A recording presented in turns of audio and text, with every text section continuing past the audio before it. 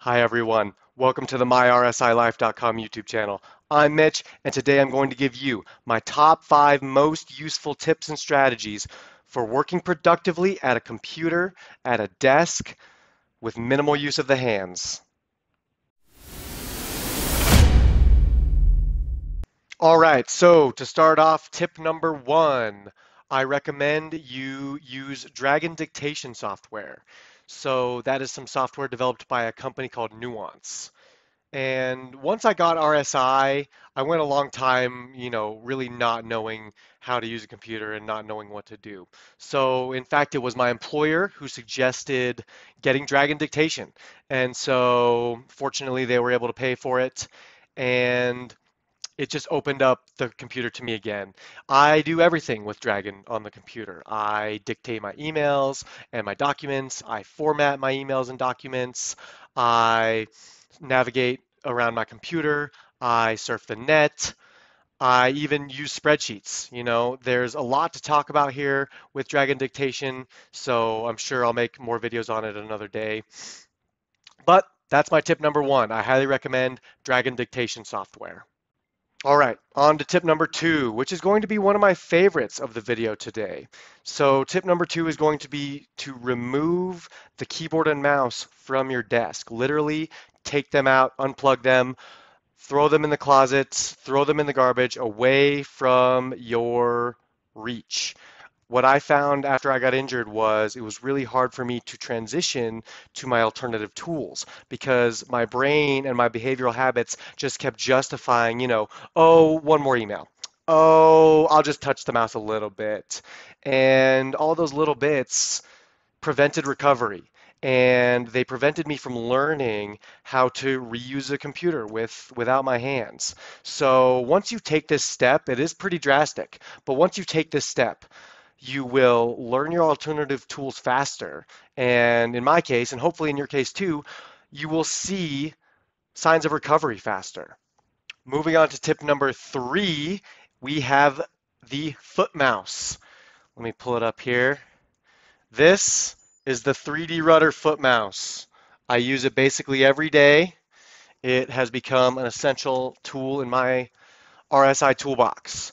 And I will say that it certainly takes some practice. It takes some fiddling with the settings, and it's not as accurate as the hand mouse used to be, I will say. Now, I have some experimentation I still want to do with it. I want to try some more things, so I don't want to say it's the fault of the device just yet. But it is certainly a vital tool that I use alongside my Dragon Dictation, and I highly recommend it to any RSI sufferer alongside any of the other tools that you may discover. Tip number 4 is to use the fingerprint sensor on your devices to log in instead of the keyboard with your hands or with the device keyboard. So most laptops these days, newer laptops and devices, mobile devices, smartphones and tablets have the fingerprint sensor. So hopefully, despite them being somewhat costly for a new one, you can find a way to get your hands on one of these so that you don't have to keep typing passwords in every day. When I got injured initially, I found that one of my big daily sources of pain was just typing in my passwords.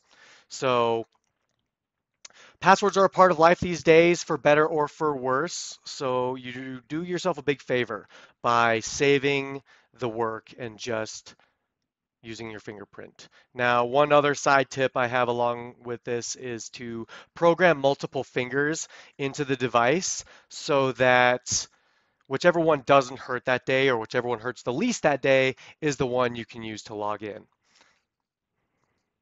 Last but not least, we've got tip number 5. And tip number 5 is one that I discovered most recently, and it's just to use one monitor.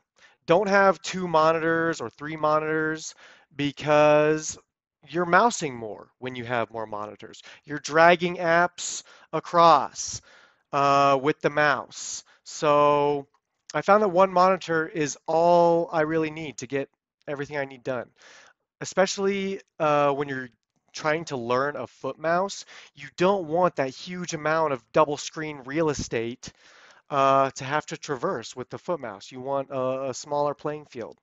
So there are some other benefits to having just one monitor, and I found that I'm just a lot more focused. There are fewer distractions, fewer opportunities for the apps on my computer to distract me when I'm just looking at one thing on one monitor the whole time. So my final suggestion for the video today is to unplug that second monitor and just use the one monitor.